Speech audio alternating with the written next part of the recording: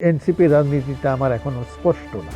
NCP যদি seriously চায় যে তারা রাষ্ট্র ক্ষমতা কেন্দ্রিক রাজনীতি করবে, তাহলে প্রথম শর্তটা হচ্ছে তাদের দল হিসেবে দাঁড়াতে হবে। এনসিপির রাজনীতির ভবিষ্যৎ এনসিপি রাজনীতিটা আমার এখনো স্পষ্ট না এই জন্য তাদের দর্শনরা, মানে আমরা যা দেখি বিভিন্ন মানে মানে গণমাধ্যমের যে সমস্ত দেখি যে তারা কখনো একটু বিএনপির সঙ্গে একটু সমঝোতার চেষ্টা করে, কোনো জামাতের সঙ্গে সমঝোতার চেষ্টা করে, আবার কখনো একটু ডিস্টেন্স মেনটেন করে।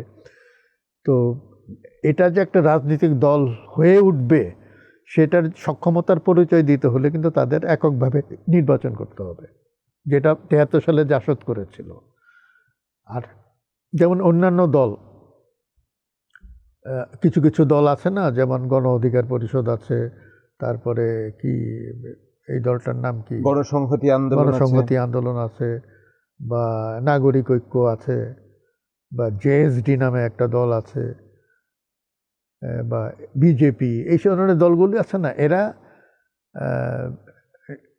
নির্বাচনী রাজনীতি করছে, কিন্তু এরা কখনোই নিজেরাও আশা করে না কোনোদিন ক্ষমতায় যেতে পারবে।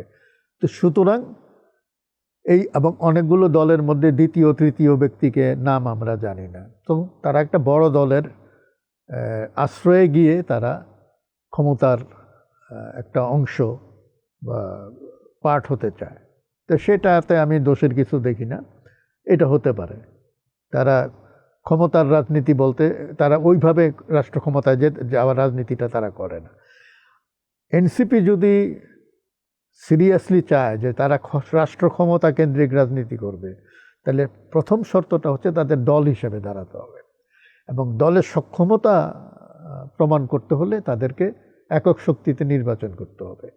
নাইলে তারা যদি কোনো একটা বড় দলের পক্ষপুটে আশ্রয় নিয়ে যায়, তাহলে বুঝতে হবে যে ওই দলের সমর্থন ছাড়া এরা জিতে, এবং 10টা 5টা 10টা 15টা সিট বা 20টা সিট আমাকে দিবে, আমি যাব, এটা হচ্ছে অনেকটা, আমি কি বলবো, যে এটাও এক ধরনের ঘুষ। আমরা যদিও বলি এটা রাজনৈতিক দলগুলো বলবে এটা কৌশল ইত্যাদি ইত্যাদি, কিন্তু আমার সেটা ঘুষ মনে হয়। যে তুমি আমার প্রতিপক্ষ শিবিরে যাইবা না, আমার সঙ্গে থাকো। শেখ হাসিনা কি করেছে?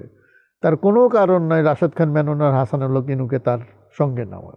কেন নিয়েছে এই জন্য যে এরা যাতে প্রতিপক্ষের শিবিরে না যায়।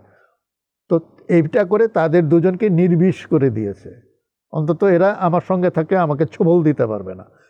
তো এই কাজটা কিন্তু অনেক সময় বড় দলগুলো করে, যে আমার সঙ্গে না এসে যদি প্রতিপক্ষ শিবিরে চলে যায়, তাহলে তো আমার শত্রু বাড়ল।